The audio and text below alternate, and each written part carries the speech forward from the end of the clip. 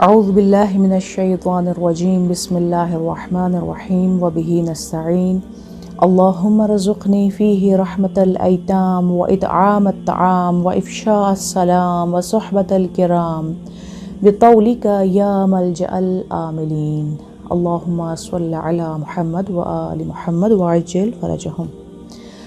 ماہ رمضان کا 8واں روزہ تمام اہل ایمان کو بہت زیادہ مبارک ہو۔ آج کی دعا میں یقیناً ہم ایک دم سے تبدیلی کا احساس کرتے ہیں۔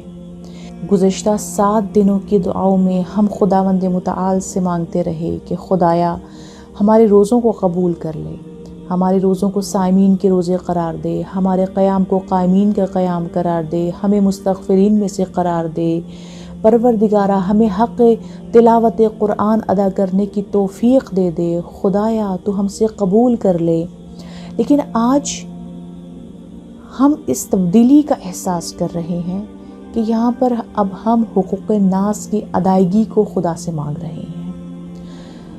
گویا یہ اس چیز کا پیغام دے رہا ہے کہ پہلے انسان اپنے اور خدا کے درمیان بینی و بین اللہ معاملات کو درست کرے، واضح کرے، روشن کرے اور مضبوط کرے، اور اس کے بعد اس کا حق یہ بنتا ہے کہ وہ معاشرے میں انٹر ہو، معاشرے میں وارد ہو۔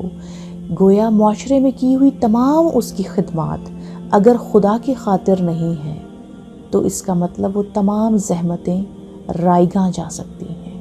لہٰذا سب سے پہلے ہمیں اخلاص کے بیج کو، خدا کی محبت اور عشق کی بیج کو اپنے دل میں بونا ہوگا، پھر جو ثمر حاصل ہوگا انشاءاللہ وہی مطلوب ہے، جو اس دنیا کے لیے بھی خیر و برکت ہے اور آخرت کے لیے بھی خیر و سعادت ہے۔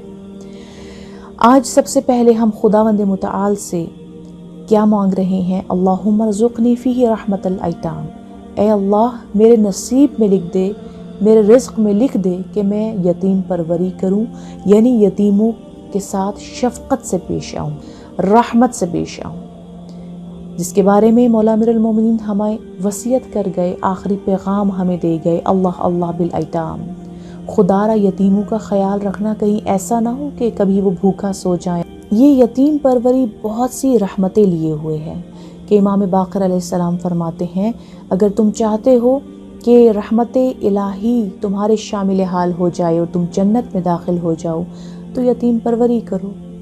پیغمبر گرامی محمد مصطفیٰ صلی اللہ علیہ وآلہ وسلم ارشاد فرماتے ہیں کہ اپنے اصحاب سے کیا میں تمہیں بتاؤں کہ کس طرح سے تمہارا دل نرم ہو سکتا ہے اور تمہاری آرزوئیں پوری ہو سکتی ہیں، تم اپنی حاجات تک پہنچ سکتے ہو؟ تو اصحاب نے کہا یا رسول اللہ ہماری رہنمائی فرمائیے، تو آپ نے فرمائی یتیم پروری کرو۔ یتیم پروری ہے جو تمہارے دلوں کو نرم کرے گی اور تم اپنی آرزوؤں کو پا لو گے، اپنی حاجات کو قبولیت کی سنت تک پہنچا سکو گے۔ یتیم پروری کرو۔ بس خداوند متعال ارشاد فرماتا ہے فَأَمَّا الْيَتِيمَ فَلَا تَقْهَرْ، دیکھو یتیموں پر قہر نہ کرنا، ان پر غضبناک نہ ہونا۔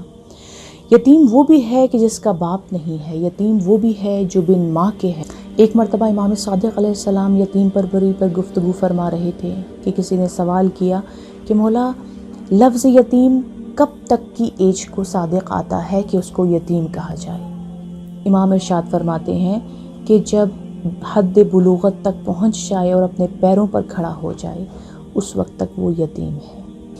لیکن امام حسن عسکری علیہ السلام یتیم کے دائرہ کار کو اور وسیع کرتے ہوئے فرماتے ہیں کہ یتیم وہ بھی ہے کہ جو اپنے امام سے دور ہو جائے، اپنے امام وقت سے جدا ہو جائے، جو ہدایت کے سرچشمے سے دور ہو گیا، جو علم کے منبع و ماخذ سے دور ہو گیا، وہ بھی یتیم ہے۔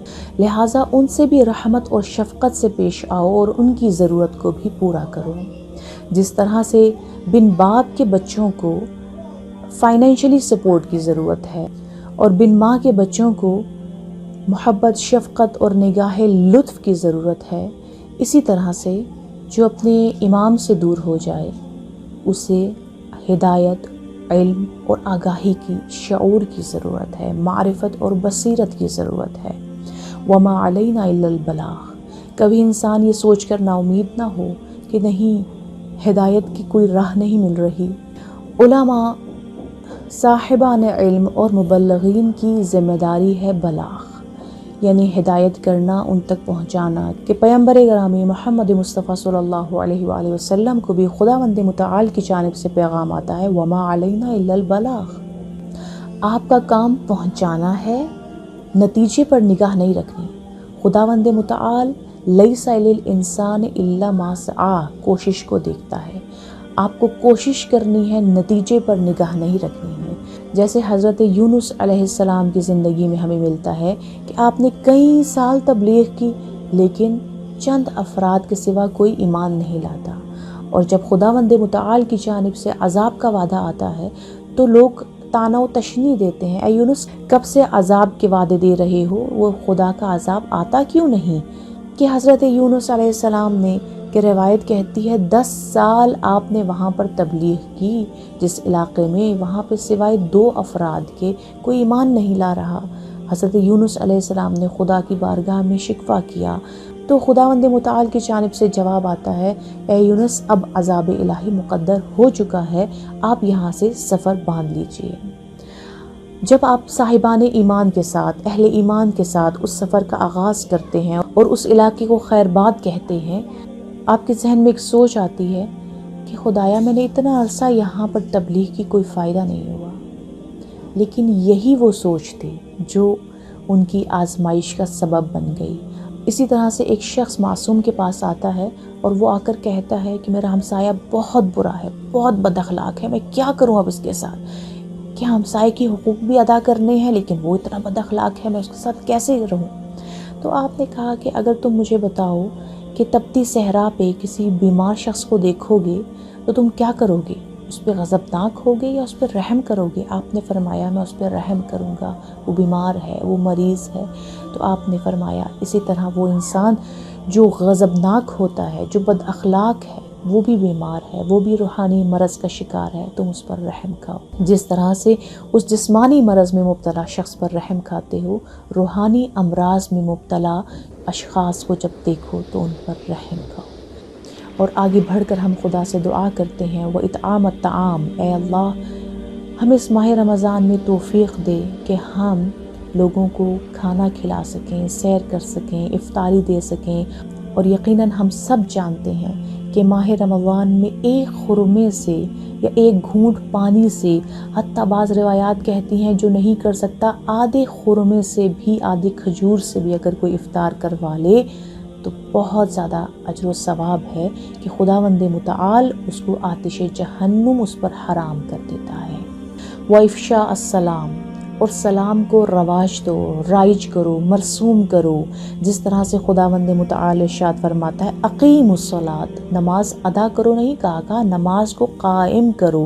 اسی طرح نماز کو افشا کرو، واضح الفاظ میں، خوبصورت انداز میں سلام کرو، کہ خداوند متعال نے 40 سے زیادہ مرتبہ قرآن میں اس کلمے کا استعمال کیا ہے۔ سلام کرنا مستحب ہے، ثواب رکھتا ہے، لیکن جواب دینا واجب ہے۔ اور اس سے بڑھ کر کیا ہو سکتا ہے کہ معصومین علیہ السلام ارشاد فرمائے سلام منا، سلام ہم سے ہے، اور جو سلام کیے بغیر گفتگو کرے اس کا جواب مت دو۔ اور اس سے بھی بڑھ کر فَإِذَا دَخَلْتُمْ بُيُوتًا فَسَلِّمُوا عَلَىٰ أَنفُسِكُمْ، خداوند متعال قرآن میں ارشاد فرماتا ہے کہ جب تم اپنے گھروں میں داخل ہو تو اپنے نفوس پر سلام بھیجو، اپنے اوپر سلام بھیجو۔ جہاں یہ اخوت اور برادری کا پیغام دیتا ہے وہاں پر سلام کی برکت اور ثمر کو بھی واضح کر رہا ہے کہ دیکھو اگر تم دوسروں پر سلامتی بھیجتے ہو تو وہ تمہاری طرف واپس پلٹ کر آئے گی۔ گویا دوسروں کے ساتھ نیکی کرنا، دوسروں پر سلامتی بھیجنا اور اپنی بات اور اپنے کلام کا آغاز سلام سے کرنا گویا تمہارے لیے ہی فائدہ مند ہے۔ سلام جو کہ اللہ کا نام ہے، اور جب انسان سلام بھیج دیتا ہے اپنی گفتگو سے پہلے تو گویا شیطان بھاگ جاتا ہے۔ سب سے زیادہ شیطان کا ٹارگٹ یہی ہوتا ہے کہ جب 2 مومن آپس میں ملیں تو میں ان کو نشانہ بناؤں، لیکن جب انسان آپس میں ملتے ہوئے سلام کہہ دیتا ہے تو شیطان دور بھاگ جاتا ہے اور اس کا حیلہ کوئی بھی کارگر نہیں ہو پاتا۔ سلام جنتیوں کی آواز ہے کہ جنت میں ہمیشہ سلام آمنین، سلام کی صدائیں بلند ہوں گی۔ اسی لیے امام باقر علیہ السلام ارشاد فرماتے ہیں ان اللہ یحب افشاء السلام، بے شک کہ خداوند متعال عز و جل افشاء السلام کو پسند کرتا ہے۔ وصحبت الکرام، اور سلام کے بعد جب ہم دعا کرتے ہیں خدایا ہمیں نیک لوگوں کی صحبت مہیا کر دے، کہ گویا تم اپنے روابط کو، سلام دعا کو نیک لوگوں کے ساتھ رکھو، کیونکہ صحبت انسان کی شخصیت پر بہت زیادہ اثر انداز ہوتی ہے۔ اسی لیے والدین کی ذمہ داریوں میں جہاں سب سے پہلی ذمہ داری اچھا نام رکھنا ہے، محبت اہل بیت کی تعلیم دینا ہے، قرآن کی تعلیم دینا ہے، وہاں پر اچھے دوست مہیا کرنا بھی والدین کی ذمہ داریوں میں سے ایک ذمہ داری ہے۔ بطولکا، تجھے تمام انعامات اور اکرامات کا واسطہ جو تو نے اپنے بندوں پر کیے، یا ملجأ العاملین، اے تمام آرزوؤں کی آخری پناہ۔ والسلام علیکم ورحمۃ اللہ وبرکاتہ۔